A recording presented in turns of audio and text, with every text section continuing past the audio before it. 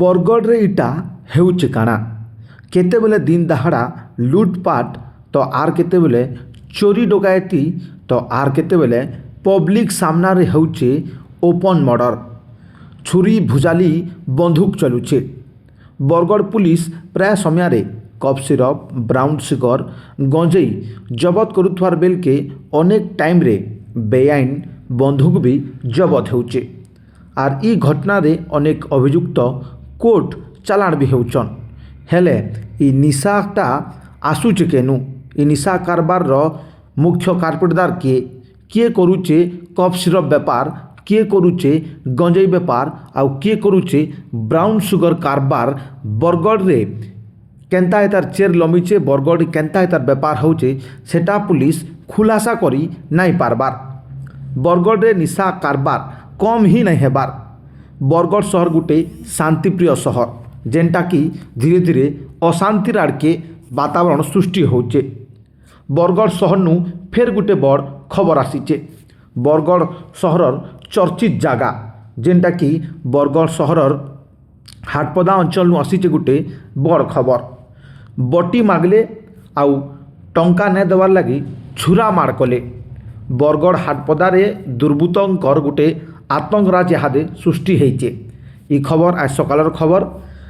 बरगढ़ हाटपदार जेन Bihari hotel रहीचे hotel मालिक उद्धव डांगर पो नवकिशोर डांग के दुर्बृत्त माने छुरा मार करिचन आउ जेनथिर लगी नवकिशोर डांग आहत होइचन।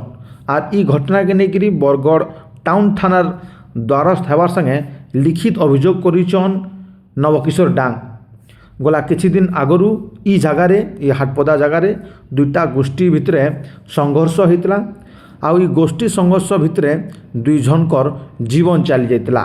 बारंबार भुजाली रे आक्रमण होइतला जेंतिर वीडियो आपण माने देखिथिबे सोशल मीडिया रे भी वायरल होइतला। तार परे निशा कारबार के केंद्र करी बारंबार एंता घटना जितले सामना के आसुचे पुलिस विभाग रो कार्यकलाप के निकरी भी प्रश्न उठैचन। पुलिस प्रति आईन प्रति दुर्बृत्त मानकर डर भय ना थिबार युवक जनक कहूतार बेल के ई घटना के नेकरी पुलिस आड़ू वर्तमान सुधा केनसी प्रतिक्रिया मिली नहीं पारी। तो काण थिला आज घटना का करी तांकू आक्रमण करा हेचे जे रहिचन थाना रे जे अभियोग करिचन बरगढ़ हाटपदार रो जेन होटेल मालिक रहिचन नवकिशोर डांग जे आहत होइचन आसुन तांकर मोहन सुनमा तांकर प्रतिक्रिया। मो ना नवकिशोर डांग मो हाटपदारे आमर होटेल अच्छे आउ ये पिलाटा जे मते अटैक करिछे से पहला होटेल के आसला पैसा पतर मागला पैसा चुराबा भी ट्राए कला बापा के थ्रेटेन कला तो सेते ताके बचावा बेले मुई तार हाथ के ग्रेप करी करी बाहर के नेली तो से टाइम रे से मोर हाथ एटा अटैक करी करी छुरी रे अटैक करी करी जाई छी एटा आज रो घटना सागे नीति दिन आइनो हाटपदार जनता होचे काला कहता के तो इटा माने काना कि आया मौत पेन पी करी मकरा होश न रहबा कहा कि काना कहूचे माने काना से माने रियल लाइफ रे काना से माने कुजन सेटा से माने भाबी ना पारवा जहा के पाले भी से माने सब अटैक करूछन आपण यदि पैसा ना देबे माने अटैक करूछन। इटा आजिर कथा नै से इटा विगत 2 वर्ष लानो ई जिनिसटा पूरा सबले हैपनिंग होचे। साहस केन बोल ना के बस्ती जगह हाटपदा भीड़ भड़का जगह साहस इन द सेंस काना ई माने देखुन आपण अटैक कला परे तबरे केते इनके आबे 6 मास रहले बाहरले सरी गला फिर से रिपीट फिर थोड़े हवा तो ई जिनिस लगी ही से मान को गुटे मिली होचे गुटे फ्री हैंड मिली जाउचे तो फ्री हैंड मिलला बोले तो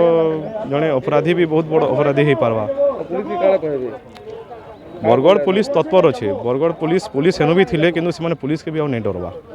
एटीएम जन बरगढ़ एटीएम जन इंसिडेंट होता सेनु बरगढ़ पुलिस पे से पुलिस ना डरवा तो बरगढ़ पुलिस तार काम भल करुचे आम बरगढ़ पुलिस के किसी कहबार नहीं चाहवा कथा किंतु ताकर भीतर भी गोटे खौफ रहा कथा जे बरगढ़ पुलिस काना दम अच्छे बरगढ़ घर टी भांगी जाए आज्ञा ये विगत ये केते रिसेंट केतेटा मंथ भितर ताकर टिके डर भांगी छे आज्ञा सेटा ही मते लागुचे ई जिनिसटा।